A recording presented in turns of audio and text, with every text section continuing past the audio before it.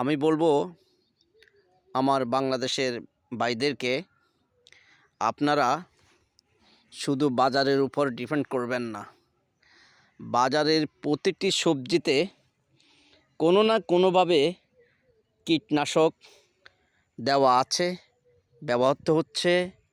আর আমরা সেগুলো খেয়ে আলহামদুলিল্লাহ আমরা অনেক স্বাস্থ্যবান হয়ে যাচ্ছি, আর অনেক মোটা হয়ে যাচ্ছি, এবং আমাদের শরীরের গঠন অনেক বৃদ্ধি পাচ্ছে।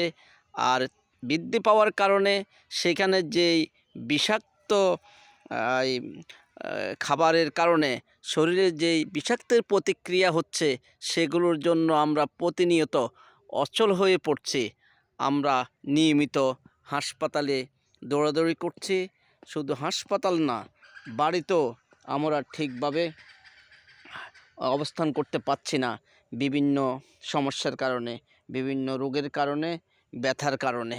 তাই সবাইকে বলবো, আপনারা ভাই সবজি চাষ করুন নিজেদের, যাই হোক।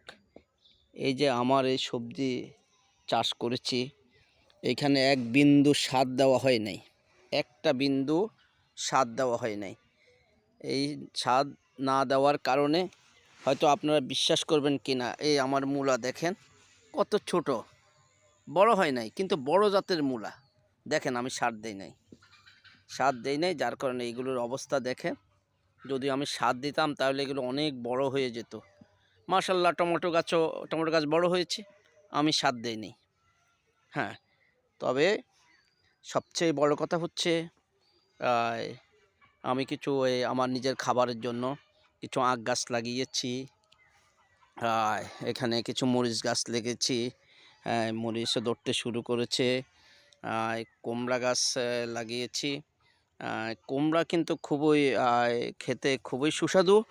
তবে কুমড়াতে ভিটামিন, প্রচুর ভিটামিন। তাছাড়া বন্যার কারণে এই সবজিগুলো একটু দেরি হয়ে গেছে। তো এই যে আমি সিম গাছ লাগিয়েছি, এই যে সিম গাছ লাগিয়েছি, সেখানেও সিমও ধরতে শুরু করেছে। আলহামদুলিল্লাহ, আমি মোটামুটি এখন একটু আমার মনটা ভালো লাগে, এই কারণেই কিছু ফল ধরতে শুরু করেছে।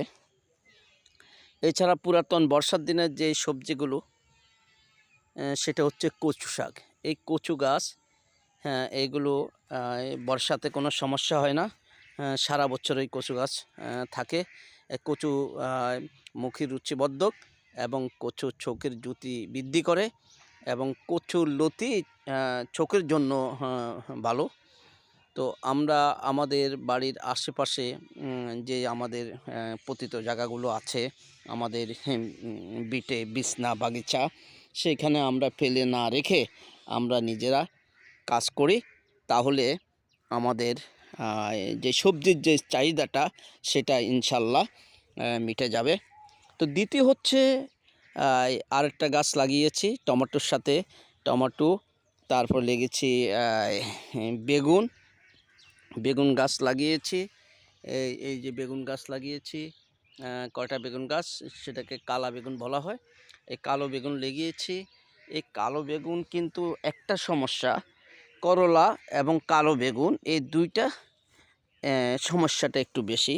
সেই সমস্যাটা হচ্ছে কি, সেই সমস্যাটা হচ্ছে করলাতে যদি পোকা বসে, আর যদি বেগুনে পোকা বসলে এই দুইটাই নষ্ট হয়ে যায়। তবে করলাতে পোকা বসলে করলা একবারই শেষ, আর বেগুনে পোকা বসলেও তারপরে কেটে কুটে খাওয়া যায়। তো সবচেয়ে ইম্পর্টেন্ট কথা হচ্ছে, আপনি যে বেগুন লাগাবেন, কালো বেগুন, মানলাম আপনি কালো বেগুন লাগাচ্ছেন, কালো বেগুন লাগানোর পরে আপনি যখন দেখতে পাবেন যে পোকে ধরে নিয়েছে, 10টা বেগুন ধরেছে গাছে, ঠিক আছে, 10টা বেগুন ধরেছে গাছে, তাতে কি হয়েছে? 10টা বেগুনের 8টা বেগুনে নষ্ট হয়ে গেছে, তাতে মন খারাপ করার কিছু নেই। আপনি 8টা বেগুন থেকে কেটে কুটে রাখেন, আর 2টা বেগুন এগুলো দিয়ে আপনি রান্না করুন, এগুলো দিয়ে আপনার চাহিদা মিটান। আপনার বেশি দরকার নেই, কারণ এই 10টা বেগুন করে যদি আপনি 2টা বেগুন পান, এই 2টাই আপনার স্বাস্থ্যের জন্য মঙ্গলজনক। আপনি বাজারে সুন্দর সুন্দর বেগুন, একটা অনেক বড় বড় গ্লেজ, খুবই দেখতে যাচ্ছে, রং চমকাচ্ছে, কিন্তু সেগুলো তো কৃত্রিমভাবে তৈরি হচ্ছে, সেগুলো তো কীটনাশক, তার একটা পোকের গায়ে পাবেন না। তাহলে আপনাকে তো বোঝা উচিত যে এই বেগুনে একটি পোকের গায়ে নেই, তো সেই বেগুনে কি দেওয়া আছে? সেখানে কি মন্ত্র দেওয়া আছে, না ঝাড়ফুঁক দেওয়া আছে? ভাই, বেগুনে মন্ত্র আর ঝাড়ফুঁক কিন্তু কাজ করে না, মেডিসিনে কাজ করে। তাই আমাদের উচিত আমরা নিজেরা যেন কীটনাশক মুক্ত সবজি আমরা উৎপন্ন করে আমরা খেতে পারি, সেই দিকে আমাদের সকলের প্রচেষ্টা থাকতে হবে। দ্বিতীয়ত হচ্ছে এই যে আমরা যাই খাবার খাই, তা তো আগেই বলেছি, সব খাবারেই ভেজাল। এখন এই ভেজাল খাবার না খেয়ে আমরা কি করব? ভেজাল খাবার তো ছাড়া তো আমরা কিছুই পাচ্ছি না। বাজারে যখন যাই তখন দেখি যে কী কিনবো। ধরুন আমি মোরগের দোকানে গেলাম, মোরগ কিনলাম, মোরগ কিনে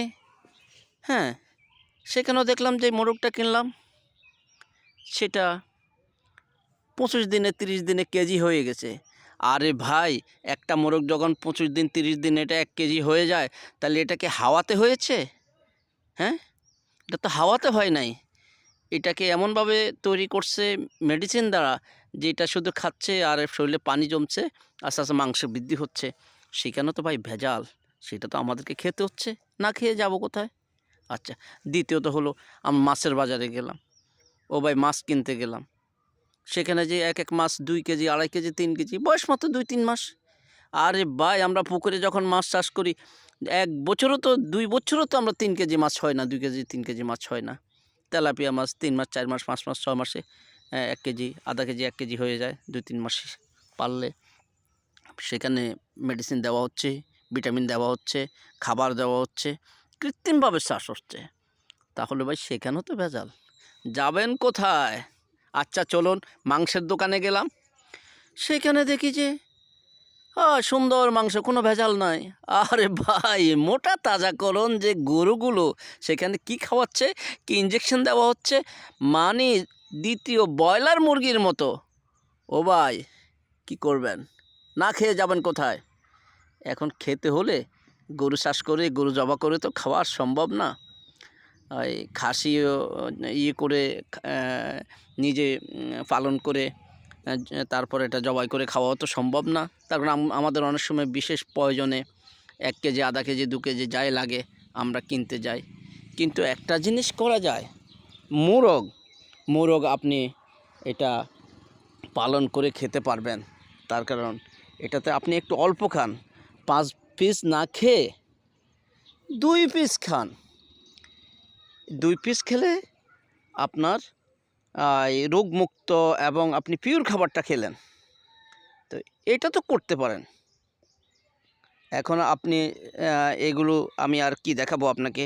আর সবজি বাজারে গেলে তো আপনি সবজিতে মাশাআল্লাহ, সবজিতে যখন অল্প দিনে সুন্দর সুন্দর অনেক হয়ে যাবে। ফ্লোরা নামক একটা মেডিসিন আছে, একটা ভিটামিন বলে, এটা ভিটামিন না, এটা হলো বিষ। সবজিতে মারক, ফলে মারক, ফ্রুটে মারক, মাশাআল্লাহ, যেটা একদিন আসবে, যেটা 5 দিন লাগবে, 7 দিন লাগবে, সেটা একদিনে আসে, অনেক বড় হয়ে যায়। সেটাও কিন্তু খুবই বিষাক্ত। এখন সেগুলো আমাদের কৃষকরা ব্যবহার করে অতি মুনাফার জন্য। আর মানুষ আমরা যারা আছি, বেশিরভাগই আমরা বাজারের উপর ডিপেন্ড করি, নিজেরা কিছু করতে চাই না। তো যার কারণেই ওই কৃষকরা মানুষের চাহিদা মেটানোর জন্য তখন তারা কি করে, ওই মেডিসিনটা ইউজ করে। তো ভাই, যদি বাঁচতে চান, আমার অনুরোধ, যদি বাঁচতে চান, একটু সুস্থ জীবন যাপন করতে চান, তাহলে এই আমার মতো সবজি ফলিয়ে খাবেন, তাহলে বাজার উপরেও চাপ কম পড়বে। হ্যাঁ, নিজে নিজের খাবার তৈরি করে খেয়েছেন, রোগমুক্ত থাকবেন ইনশাআল্লাহ। সবাই ভালো থাকেন। আল্লাহ হাফেজ। আবার দেখা হবে, আবার কথা হবে। আসসালামু আলাইকুম ওয়া রাহমাতুল্লাহি ওয়া বারাকাতুহু।